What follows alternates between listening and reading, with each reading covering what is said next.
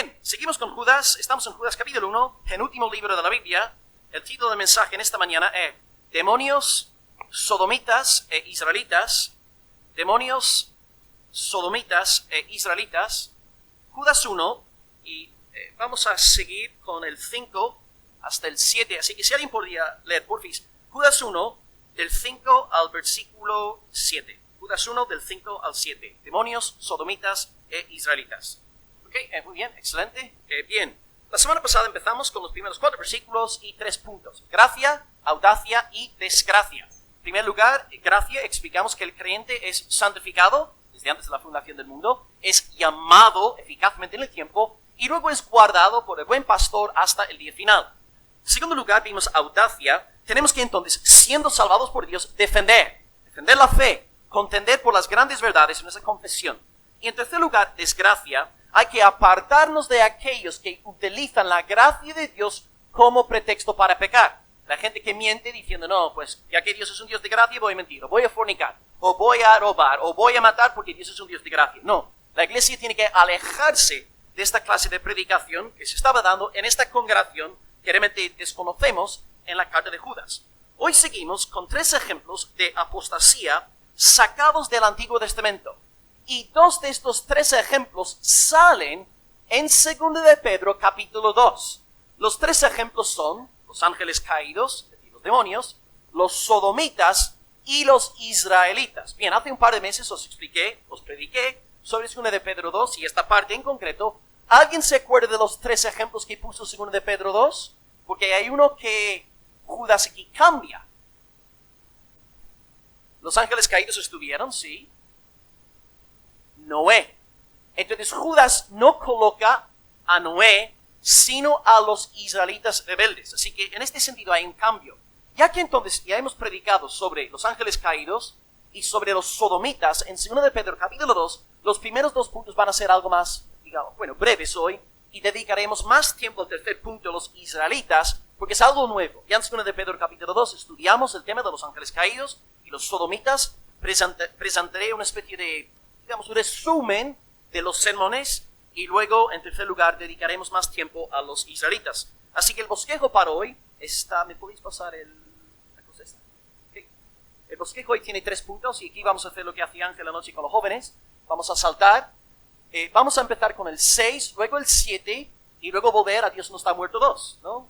En el punto 3. Así que ya que hemos visto demonios y sodomitas en 2 de Pedro 2, hablaremos en primer lugar sobre ellos y luego dedicar más tiempo a la cuestión de los israelitas rebeldes. Por esta razón no vamos 5, 6, 7, sino 6, 7, 5. Así, primero demonios, 2 sodomitas y en tercer lugar los israelitas rebeldes. Ok, empezamos entonces con el versículo 6 sobre los demonios. Dice, a los ángeles que no guardaron su dignidad, sino que abandonaron su propia morada, Dios los ha guardado bajo oscuridad, en prisiones eternas, para el juicio del gran día. Bien, aquí estamos hablando sobre los ángeles caídos. Otro término para referirse a los ángeles caídos es demonios. Los ángeles caídos son los demonios. Dios no creó a los demonios, Dios creó a ángeles santos, pero luego se rebelaron contra él. De la misma forma que Dios tampoco creó a 2 pecadores. Dios creó a Adán y a Eva rectos e inocentes, y luego ellos pecaron contra Dios. Así que un ángel se convierte en demonio a causa de su desobediencia. ¿Cuándo entonces cayeron los ángeles? Nadie lo sabe a ciencia cierta, pero la lógica de Wayne Grudem nos lleva a pensar que sucedió en algún momento entre Génesis 1:31 y Génesis 3:1. Así que os leo los 2 versículos. Génesis 1:31 dice, Dios vio todo lo que había creado, y aquí era bueno en gran manera. O sea, hasta finales del capítulo 1 todo está bien. Pero luego a partir del capítulo 3, versículo 1 dice, vino la serpiente a la mujer diciendo, ¿con qué Dios os ha dicho, no comáis de todo árbol del huerto? ¿Veis lo que pasa ahí? Entre el capítulo 1 y el capítulo 3 algo sucedió. Porque a finales del 1 todo es bueno, pero luego a principios del 3 hay un demonio. Satanás mismo está engañando a Eva. Todo ya no era bueno.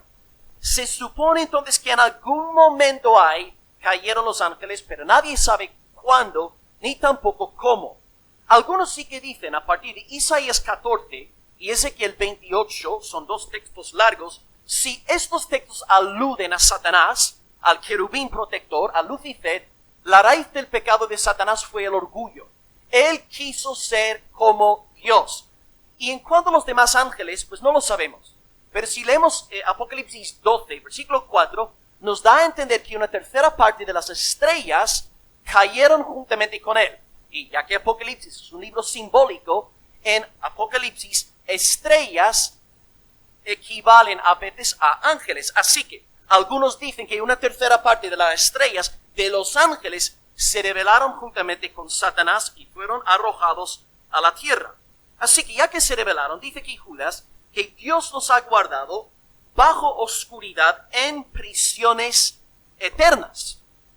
Dios los ha guardado bajo oscuridad en prisiones eternas. Hay dos campos de interpretación en cuanto a esta frase, prisiones eternas. Está la escuela literal, que piensa que Satanás y los demonios están literalmente encerrados en una cárcel literal, y luego está la perspectiva simbólica. En primer lugar, yo no estoy realmente convencido por la postura literal, porque en primer lugar, Satanás es un ser incorpóreo. Él no puede estar literalmente atado por cadenas literales, porque él es un ser espiritual. Y en segundo lugar, la Biblia también nos dice en Apocalipsis 12, que los ángeles que se rebelaron contra Satanás, ¿a dónde fueron arrojados? Ya, a la tierra. No dice que fueron arrojados a cárceles, sino a la tierra. Y por esta razón, la gente puede estar poseída por Satanás. Nos topamos con gente poseída por el diablo en el ministerio de Cristo, y después de la resurrección, en el libro de los Hechos, siguen habiendo manifestaciones demoníacas. No podrían existir semejantes fenómenos si los demonios estuvieran confinados en algún tipo de prisión subterránea. Algunas personas podrían decir, pero Will, ¿no dice la palabra de Dios en Apocalipsis 20 que Satanás actualmente está atado?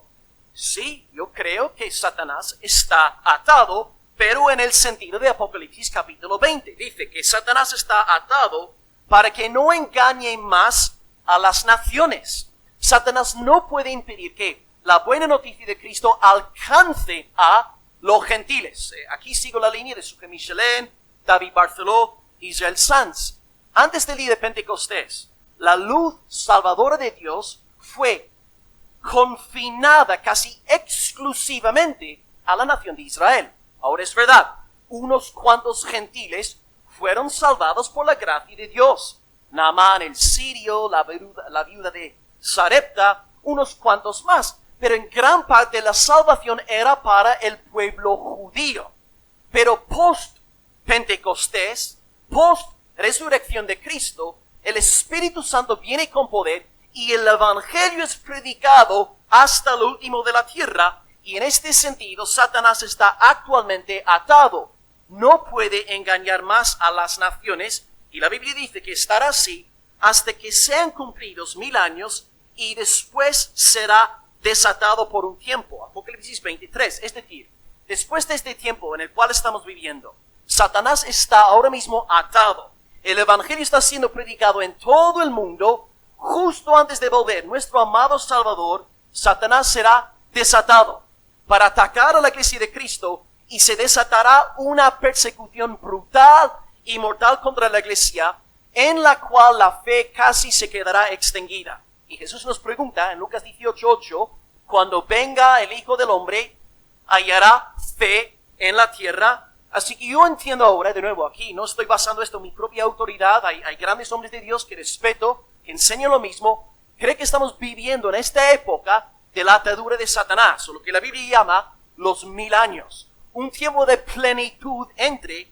la primera y la segunda venida del Señor. Y a finales, antes de volver Cristo, Satanás será desatado. Satanás pues puede estar atado y aún así hacer daño. No sé si visteis las noticias, hace un par de semanas, en una ciudad en Brasil llamada Altamira, 57 personas murieron por una pelea en la cárcel al norte de Brasil. O sea, estaban atados, pero podían hacer mucho daño. Mi cuñado tiene un perro en su casa. El perro es feroz, un animal, bueno, yo yo creo, una posesión demoníaca, ¿no? Así que este perro es tan agresivo que casi le arrancó un hombre el dedo, le mordió el dedo. Y por eso cuando mi cuñado le invita a su casa, nunca voy. Pero, ¿veis? El perro está en una jaula. Está atado, pero si tú metes tu mano dentro de la jaula, ¿qué te va a pasar? Ve, Satanás está atado, pero no está aniquilado. No puede engañar a las naciones. Y la señal, para mí, indubitable, de que Satanás actualmente está atado, es que aquí estamos en España, en un país gentil, al otro lado del mundo, y estamos hoy congregados en el nombre de Jesucristo. Eso es un milagro. Esta reunión en esta mañana es un milagro del poder del Espíritu Santo de Dios. ¿Qué hacemos nosotros, depravados, corruptos, inmorales, gentiles, alabando al Mesías judío? Satanás está atado. No puede engañar más a las naciones. Así que yo no acepto la perspectiva literal, en primer lugar, porque un demonio no puede estar atado por cadenas literales, y en segundo lugar, porque los demonios fueron arrojados a la tierra, no a prisiones. Felizmente existe una segunda interpretación de este texto, prisiones eternas, y es la perspectiva simbólica. Aquí tenéis una cita de Calvino que lo resume muy bien, que dice lo siguiente. Ángel, ¿podrías por favor ayudarme? Los demonios. Ahora los demonios están hundidos en la oscuridad.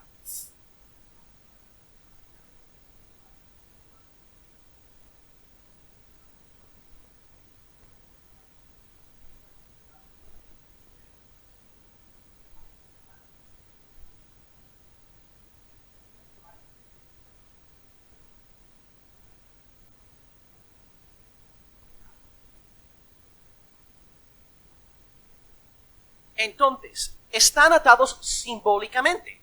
Están en una prisión simbólica, alude a su condición moral y espiritual. Un ejemplo excelente del Nuevo Testamento para apoyar esta idea se encuentra en Hechos 8, 22 y 23, cuando este hombre, Simón el Mago, le ofrece dinero a Pedro para poder comprar el poder del Espíritu Santo. Y Pedro le dice, oye, tu dinero perezca contigo. ¿Cómo has pensado comprar el don de Dios con dinero?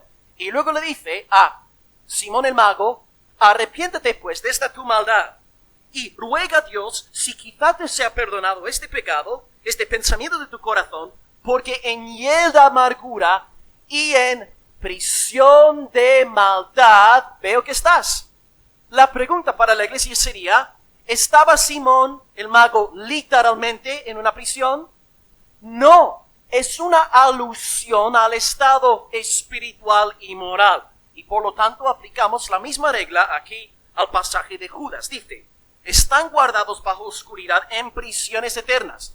Alude a su condición moral para el juicio del gran día. Es decir, actualmente los demonios y Satanás están atados, pueden obrar como el perro atado, como los prisioneros encarcelados, pero dentro de su esfera pueden hacer mucho daño. Pero aquí tenemos este ejemplo para, digamos, un fin de consolación, para que la iglesia sepa que Dios está al control. Porque si nuestro Salvador ha prometido juzgar a los ángeles, que son infinitamente más poderosos que nosotros, ¿cómo no va a juzgar a los falsos maestros que están engañando a la iglesia? O sea, es una palabra de advertencia y también de consolación. Advertencia para los apóstatas y de consolación para la iglesia. Nuestro Dios es más fuerte que legión. Él es más poderoso que Satanás y es más fuerte que todos los falsos profetas. Bien, ahora en segundo lugar los sodomitas. Versículo 7 pone: como Sodoma y Gomorra y las ciudades vecinas, las cuales de la misma manera que aquellos, habiendo fornicado e ido en pos de vicios contra naturaleza, creo que la versión de Marcos puso perversión sexual, dijo algo así, perversión sexual, que está bien también, ¿no? Fueron puestas, por ejemplo, sufriendo el castigo de fuego eterno. Bien, entre Génesis 1:31 y 3:1 se da la caída de los ángeles. ¿Cuándo? No lo sabemos, pero algo ahí sucedió. Génesis 19 tenemos el relato terrible de Sodoma y Gomorra. Y el pecado de ellos fue pecar contra naturaleza. Y Pablo utiliza esta misma expresión en griego, en Romanos 1:26, para aludir a la actividad homosexual. No obstante, a finales del siglo pasado y a principios de nuestro siglo, la teología progresista ha querido modificar el entendimiento tradicional de este pasaje tocante a Sodoma y Gomorra, y hoy en la teología progresista, izquierdista, liberal, proponen tres nuevas ideas. Primero, Sodoma fue destruida por no cuidar a los pobres. Dos, Sodoma fue destruida porque los hombres querían violar en grupo. Y número tres, Sodoma fue destruida porque no fue una ciudad hospitalaria. Ok, pues vamos a ir uno por uno. En primer lugar, apelan a Ezequiel 16, versículo 49. Es el único argumento que tiene peso bíblico. Dice que Dios destruyó Sodoma y Gomorra, apelando a Ezequiel 16, versículo 49. Dice, he aquí, esta fue la maldad de Sodoma tu hermana. Orgullo, saciedad de pan, abundancia de ociosidad tuvieron ella y sus hijas, un poco como el mundo occidental en el siglo XX, y no fortaleció Sodoma la mano del afligido y del menesteroso. Así que es verdad que entre unas cuantas otras cosas, Sodoma pecó grandemente contra el Señor. Pero esta escuela nunca cita el versículo 50, el siguiente, que dice, y se llenaron de soberbia, hicieron abominación delante de mí, y cuando yo lo vi, las quité. La palabra aquí, abominación, aparece en hebreo en el singular, y Ezequiel depende mucho del libro de Levítico. Levítico utiliza la palabra abominación 6 veces, 4 veces en plural, 2 veces en singular. Y las 2 veces que se utiliza en singular alude a la actividad homosexual. La primera referencia está en Levítico 18, 22, dice, no te echarás con varón como con mujer, es abominación, la misma palabra que empleada por Ezequiel. Y la segunda es Levítico 20, versículo 13, que dice, si alguno se ayuntare con varón como con mujer, abominación hicieron. Ambos han de ser muertos, sobre ellos será su sangre. Dios entonces se deshizo de los cananeos por su inmoralidad sexual e hizo lo mismo con Sodoma y Gomorra.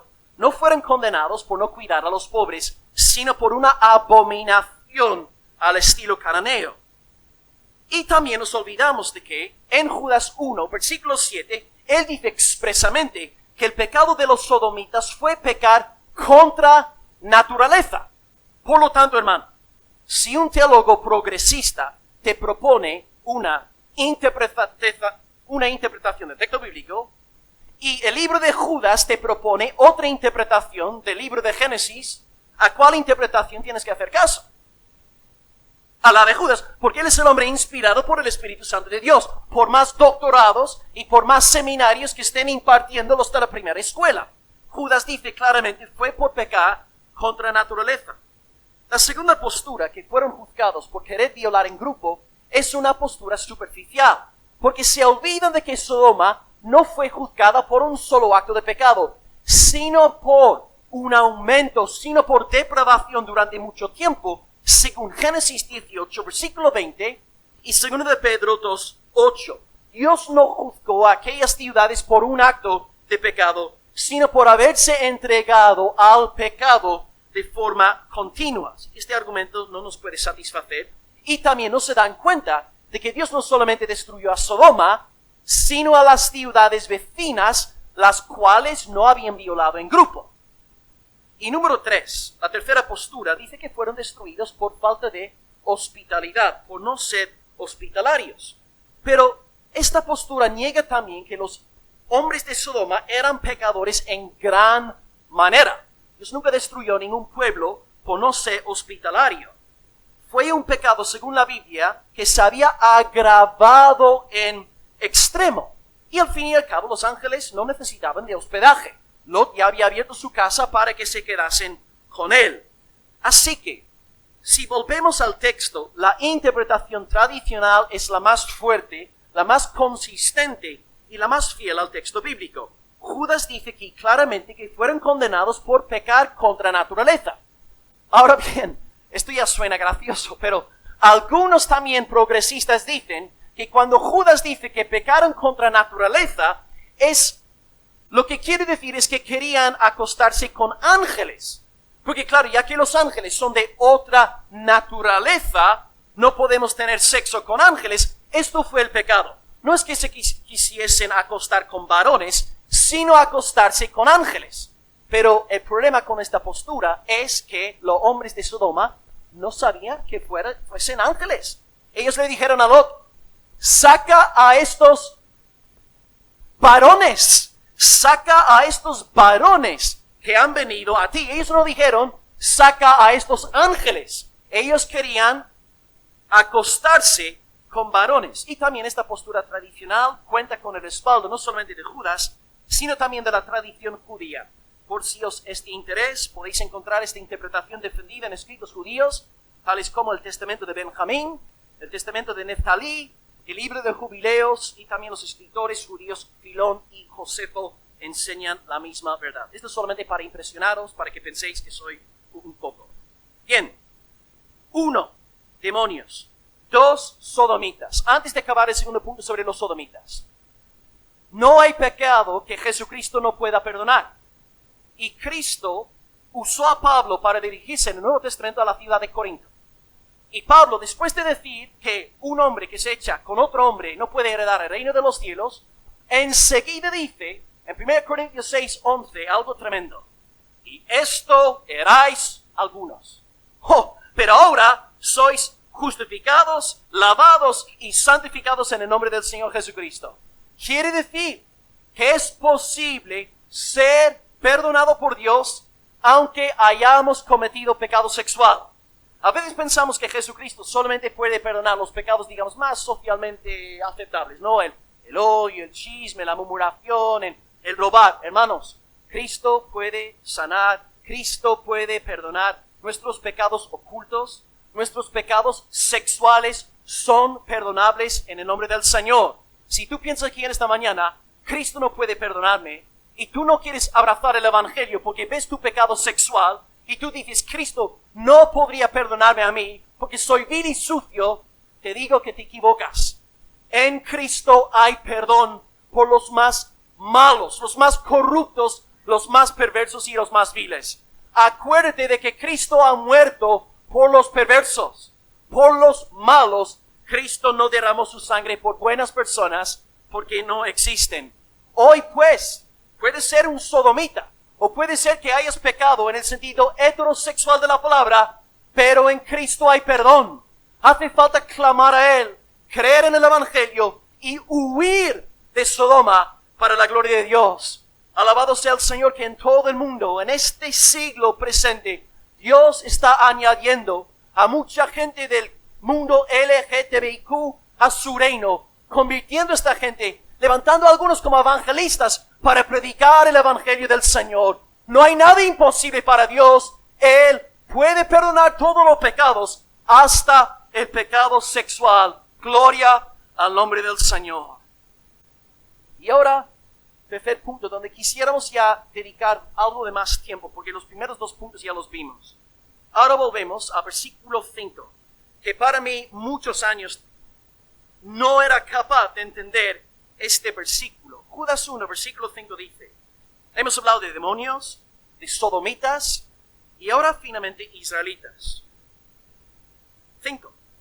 Mas quiero recordaros, ya que una vez lo habéis sabido, que el Señor, habiendo salvado al pueblo, sacándolo de Egipto, después destruyó a los que no creyeron. Dios, después de salvar al pueblo, sacándolo de Egipto, después destruyó a los que no creyeron. Increíble, ¿no? ¿Cómo puede ser que alguien, esta es la pregunta que me hacía durante años, ¿cómo puede alguien ver el mar Rojo partirse en dos, pasar por el medio y aún así no ser creyente? Aún así no creer en el Señor. Pedro aquí dice que fueron salvados de Egipto, pero luego destruidos por incredulidad. Esto ya nos enseña el principio paulino que hemos repetido hasta el cansancio. No todo Israel es Israel. Mira, nuestra iglesia es una iglesia española. Un 70% de la membresía es española. Yo soy el pastor de esta iglesia.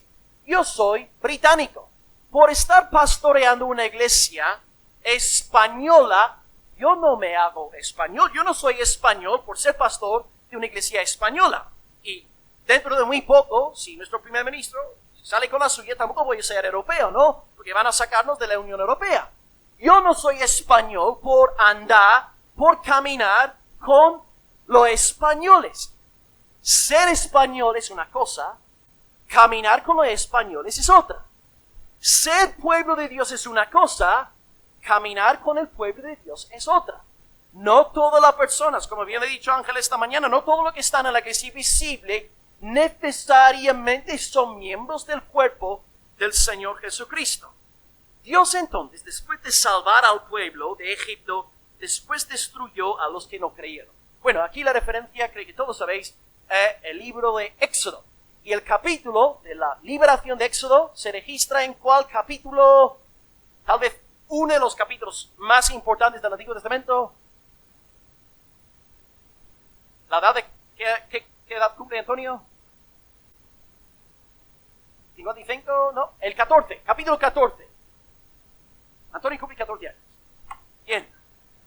Salieron de Egipto y si no conocen, yo me imagino que aquí no hace falta explicaros esto, pero por si acaso hubiera alguien que no ha leído lo que ha pasado en el Éxodo, Dios llama a un hombre llamado Moisés, pastor de ovejas, para que él vaya a Faraón, el dictador del mundo antiguo, para decirle, deja a mi pueblo ir. Moisés, por cierto, era hebreo, no era egipcio, y pide que Faraón deje que el pueblo de Israel sea librado, porque el pueblo de Israel en aquel entonces estaba en servidumbre, sujeto a Faraón. Claro, es gracioso para empezar, porque ¿quién da órdenes, quién da mandatos a un dictador? Nadie, ¿no? Aquí tenemos a Moisés, a su hermanito Aarón, no tienen un ejército con ellos y le dan órdenes a Faraón. Yo estoy convencido de que el milagro más grande del libro de Éxodo no es la liberación de Egipto, sino el hecho de que Moisés y Aarón salieron del corte real de Faraón vivos. Esto es inexplicable. Tú atrévete a ir a Corea del Norte y decirle a Kim Jong-un lo que tiene que hacer. Vas a perder tu cabeza. Entonces Dios llama a Moisés, demuestra que está con él mediante señales y luego envía 10 plagas sobre los egipcios para que deje que el pueblo de Dios vaya. Primeramente las aguas se convierten en sangre, luego hay ranas, piojos, luego hay úlceras, luego el ganado se muere, luego hay moscas, hay lluvia de granizo y fuego, hay langostas, hay tinieblas y en último lugar se mueren todos los primogénitos.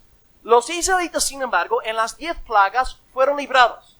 Dios guardó su pueblo milagrosamente y castigó, azotó a los egipcios. Y en la última plaga, la muerte de los primogénitos, los israelitas tampoco perdieron a sus primogénitos porque colocaron algo en la puerta de sus casas. Ya, sangre. ¿Sangre simbolizando qué? El cordero. ¿Y el cordero qué simbolizaba? Jesucristo. Entonces la sangre estaba puesta sobre las casas de los israelitas y por lo tanto Dios aniquiló a los primogénitos egipcios y salvó al pueblo. Faraón entonces cambia de política enseguida. Al morir su primogénito, dice a Moisés, ya está, podéis marcharos, iros ya, estoy harto de vosotros. Pero en el capítulo 14, Faraón vuelve a cambiar de parecer y van pos de ellos. ¿Y qué pasa? Los pobres israelitas, se estima que había unos 2.600.000 hombres, tal vez 600.000 mujeres, luego los niños, llegan a Mar Rojo y Dios hace el milagro de milagros en el Antiguo Testamento. ¡Woo! Abre el mar, lo parte en dos, el pueblo de Dios sale y Dios ahoga a todos los egipcios para la gloria de su nombre. Impresionante. Salvación. Dios salvó a su pueblo de Egipto. A esto alude Judas. Entonces, al salir con razón el pueblo empieza a cantar. Y nada más entrar en capítulo 15, claro, la liberación es capítulo 14. Capítulo 15 tenemos el cántico de Moisés. La canción que cantamos aquí en la iglesia. Son tus obras, oh Señor Dios Todopoderoso. Eso es el cántico de Moisés. Todo el capítulo 15 de Éxodo es el cántico de Moisés. Y luego justo después de cantar Moisés, canta su hermana Miriam también al Señor. O sea, el pueblo fue salvado. El pueblo cantó alabanzas al Señor. Pero según Judas, no todos eran creyentes. Difícil entender. ¿Cómo puedes salir de Egipto? ¿Cómo puedes ver las plagas? ¿Cómo puedes ser protegido y cantar con el pueblo de Dios y aún así no ser creyente? Pues la respuesta reside en dos cosas. En primer lugar, la palabra salvar en la Biblia no siempre significa salvar en el sentido interno de la palabra. Salvar se podría traducir como liberar. Fueron librados en el sentido exterior de la palabra, pero no salvados interiormente. Y también la segunda respuesta sería que la antropología bíblica nos ayuda a entender esta incredulidad. Porque, hermanos, hay que pensar por un momento. ¿Cuántas personas en el mundo no quieren ser librados de sus amos? Mira, vosotros que estáis trabajando y tenéis jefes, ¿no queréis ser librados? ¿No hay un momento entre semana cuando tienes ganas de ser librado de tu jefe? Claro, ¿ves? Eres un israelita. Eres un malvado, corrupto israelita. No te gusta la autoridad. Cuando somos niños, rechazamos la autoridad de papá. Cuando somos de la iglesia, rechazamos la autoridad del pastor, ¿no? Cuando estamos bajo autoridad, siempre rechazamos la autoridad. ¿Quién no quisiera ser librado de Egipto? ¿Quién no quisiera recibir bendición en el desierto? Maná, agua, carne. ¿Quién no quiere estas cosas? Claro que sí. Todos queremos esto. Pero no queremos tomar nuestra cruz. No queremos negarnos a nosotros mismos. No queremos que Dios se meta con nuestra comodidad. No queremos vivir una vida cristiana al estilo nuestro. Y eso es lo que pasará con los israelitas. Sí, queremos liberación de los amos y de los déspotas. Queremos bendición tras bendición. Pero sacrificar nuestro ego por amor a Dios, no, gracias. Y tristemente, hermanos, al llegar a finales del capítulo 15 de Éxodo, después de las plagas, después del cruce del Mar Rojo, después del cántico de Moisés y el cántico de Miriam, acaba el capítulo 15 diciéndonos que llegaron a un lugar llamado Mara. Y las aguas eran amargas y no podían beber, y enseguida todos quejándose, murmurando con un espíritu de insatisfacción en el Señor. Dios convirtió las aguas amargas en aguas dulces. Siguiente capítulo, 16. Una vez más se vuelven a quejar porque no hay pan y Dios les envía maná. Capítulo 17, vuelven a quejarse porque tampoco hay agua en Refidim y Dios les da agua de la roca. Queja tras queja, murmuración tras murmuración. Hermanos, si habían visto las plagas, si fueron librados de Egipto, si habían pisado la tierra seca, murmuración tras murmuración, no todos eran del Señor. Y tal vez lo más fuerte es cuando Moisés está en el monte recibiendo la ley de Dios y le dicen a Aarón, mira, está tardando, baja Moisés, por favor, edifícanos otro Dios. Y montaron un becerro de oro y se levantaron para comer, beber y jugar. Jugar tiene implicaciones sexuales.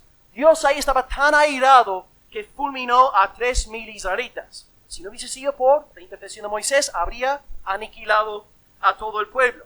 Así que Éxodo nos revela que sí, el pueblo fue librado, pero muchos no eran creyentes. Cuando entramos ya en el libro de Levítico, solamente hay 3 episodios históricos, es realmente un libro de legislación hebrea, pero en 3 de los episodios históricos en Levítico, 2 hablan del pecado del pueblo.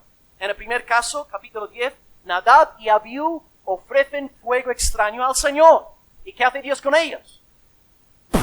Los mata, los quita la vida. Claro, el Dios postmoderno del siglo XXI no haría esto, pero el Dios de la Biblia sí lo hace. Y el segundo ejemplo, capítulo 24 de Levítico, un hombre blasfema el día del Señor, no guarda el día de descanso, hace sus propias cosas en el día de Dios y Dios exige que sea apedreado. Y luego entramos en Números. Números desde capítulo 11 hasta el 25 es una larga serie de quejas, murmuración, pleitos. Y la última, queja grande fue en el capítulo 25, el último gran pecado, en el capítulo 25, justo después del consejo de Balaam. Cuando dijo Balac, envía mujeres guapas, envía a las doncellas, a las prostitutas del templo, para que seduzcan a los israelitas, y así vendrá la ira de Dios. Y los hombres al acostarse con estas mujeres recibieron un azote de parte de Dios y 24,000 israelitas murieron. Es decir, hermanos, salieron de Egipto, pero no eran creyentes. Sí, fueron librados en el sentido exterior, pero no habían nacido nuevo.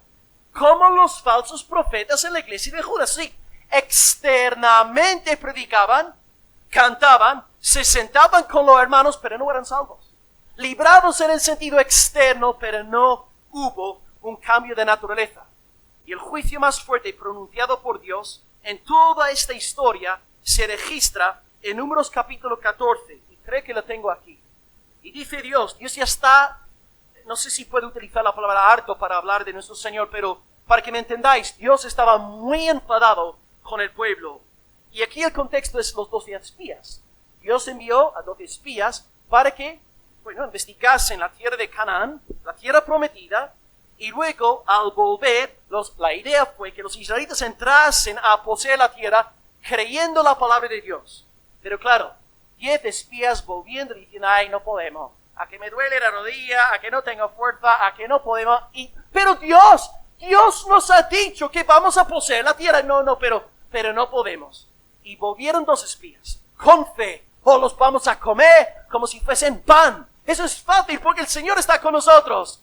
Pero luego el pueblo, al oír las palabras de fe de Josué y Caleb, ¿qué quiso hacer el pueblo con Josué y Caleb? A apedrearlos. Estuvieron a punto de matar a los 2 hombres de fe. E incluso dentro de la iglesia a veces. Si tú tienes fe verdadera y crees en las promesas de Dios y perseveras en la fe, hasta hay gente dentro de la propia iglesia que te quiere matar. Cuidado, hermano, cuidado, hermana. Y Dios ahora cansado dice, ¿hasta cuándo oiré esta depravada multitud? El Dios del siglo XXI no diría esto. Que murmura contra mí. Las querellas de los hijos de Israel que de mí se quejan.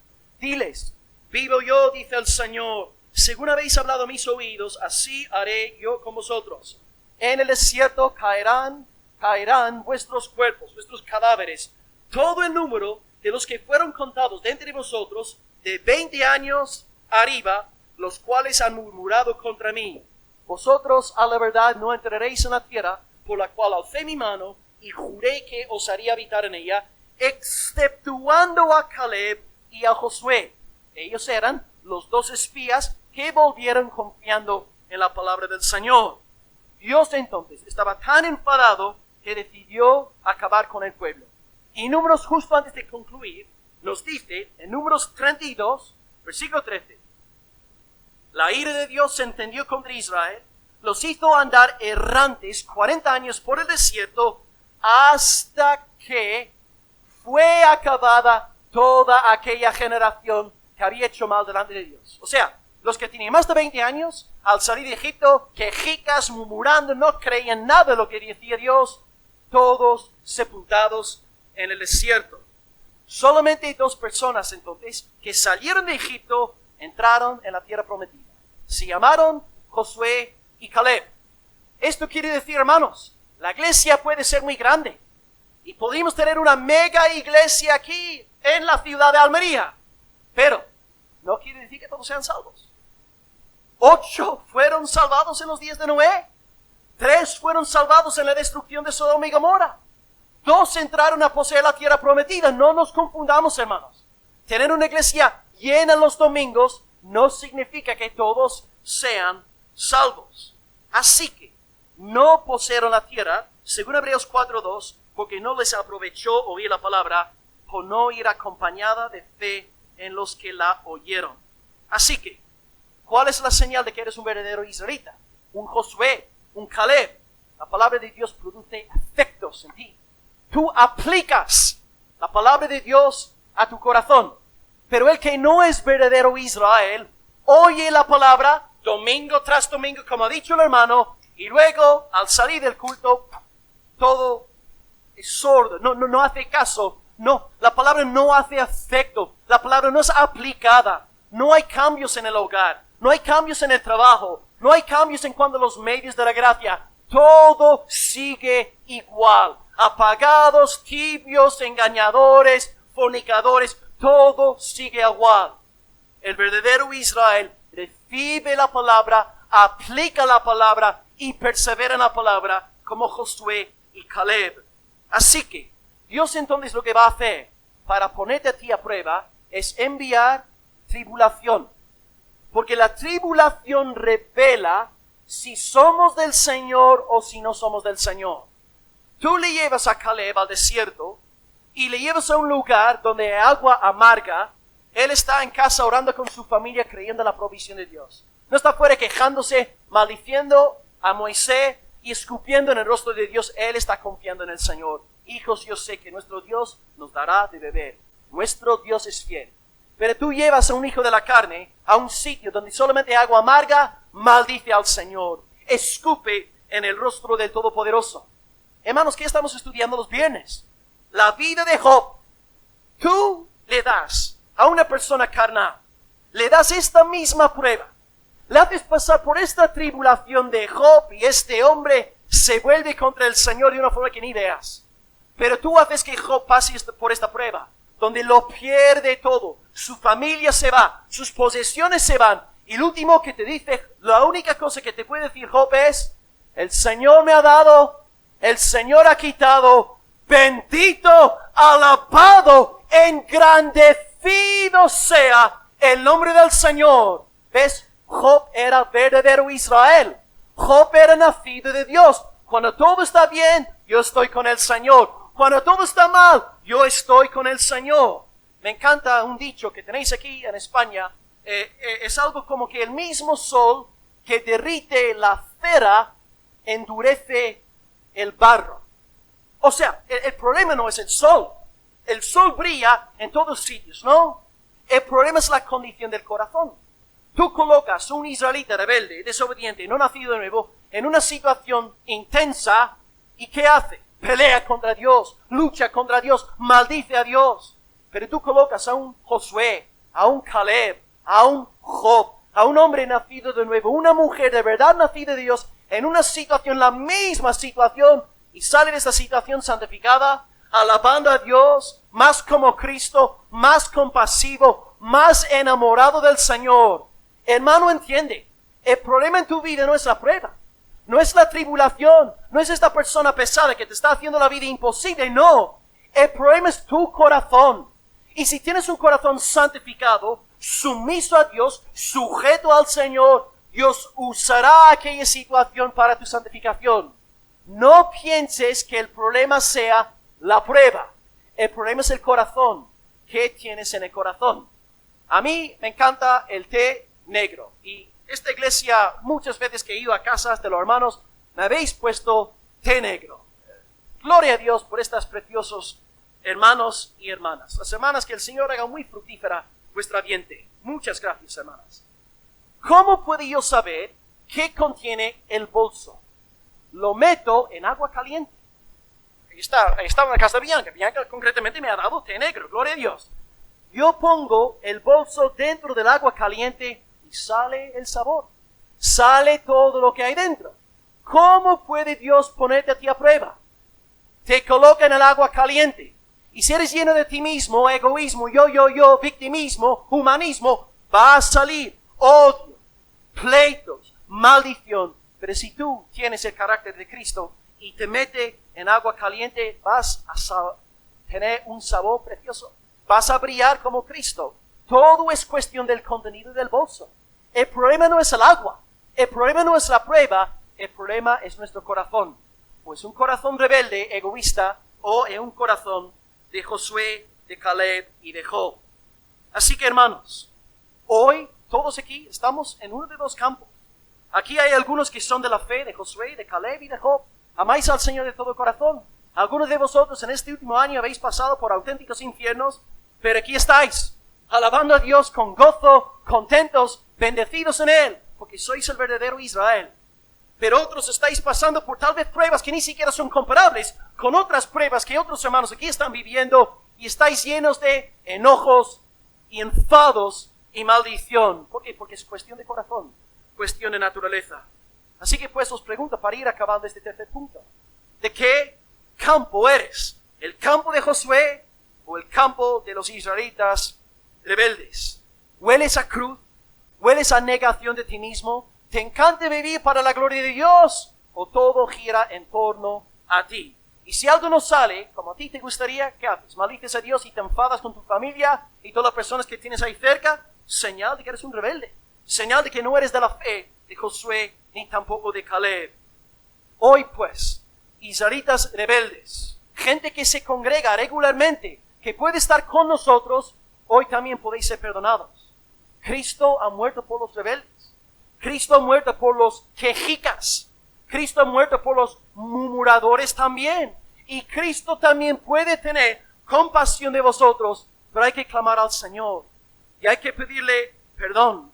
Y Dios nos libre de tener una iglesia mezclada de trigo y cizaña, peces buenos y peces malos, vírgenes sensatas, vírgenes necias, ovejas y cabras, que Dios nos concede una iglesia salvada, santificada para su gloria. Pero hoy hay que clamar, hoy hay que pedirle perdón al Señor. Y a lo mejor algunos de vosotros sí sois del Señor, pero habéis caído en esta trampa y estáis cada 2 por 3 quejándoos cada vez más, hablando mal de los hermanos cada vez más, alejándoos cada vez más de los medios de la gracia. Hermanos, hoy es un día también de arrepentimiento, de volveros al Señor, de pedirle perdón a Dios por no haber andado delante de Él en rectitud.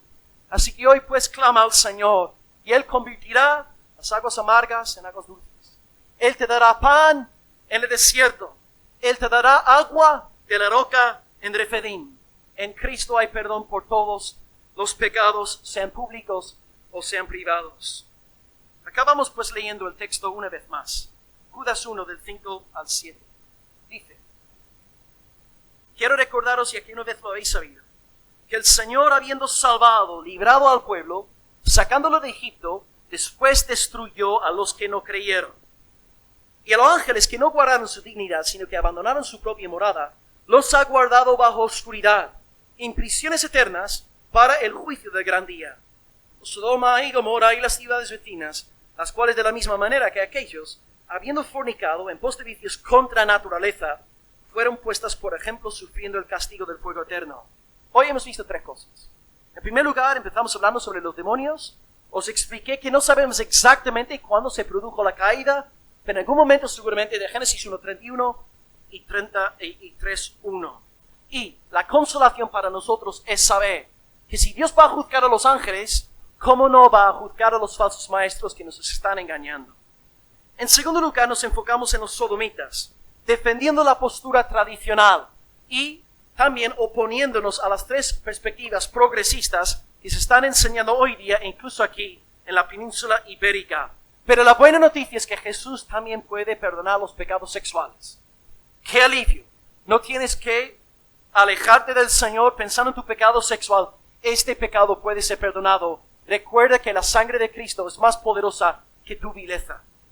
Y en tercer lugar, hemos acabado comentando esta expresión tremenda de que había gente salvada, librada, pero no eran creyentes. Tú puedes pasar por el Mar Rojo, tú puedes ver las plagas y tú puedes disfrutar de un banquete ahí en el desierto. Pero esto no quiere decir que sea salvo. Porque por dentro puede haber un egoísmo, humanismo, un yo-centrismo. El verdadero Israel es aquel que oye la palabra de Dios, confía en la palabra de Dios, y en momentos de prueba, en vez de caer en victimismo, en buscar ser el centro de atención, ay de mí, pobre de mí, esta persona encuentra más fe en el Señor y se hace fuerte en los medios de la gracia y persevera hasta el fin, como Josué y como Caleb. Y hermanos, nuestra tierra prometida hoy no es la tierra de Canaán. Nuestra tierra prometida se llama Jesucristo. Y Él es la tierra que fluye leche y miel. Así que hoy os invito a acercaros a las aguas vivas de nuestro Salvador. En Él hay salvación para los perdidos. En Él hay perdón también para los creyentes que estamos a lo mejor luchando contra nosotros mismos. Vamos a orar al Señor y darle gracias por esta palabra y pedir que nos dé un verdadero Israel aquí en nuestra iglesia local. Oremos al Señor en esta mañana.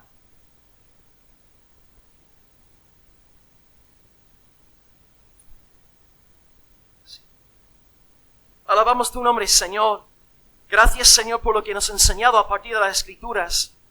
Señor, gracias por los 3 ejemplos que tu siervo citó para ayudarnos en nuestra debilidad, para entender claramente de qué se trata la apostasía.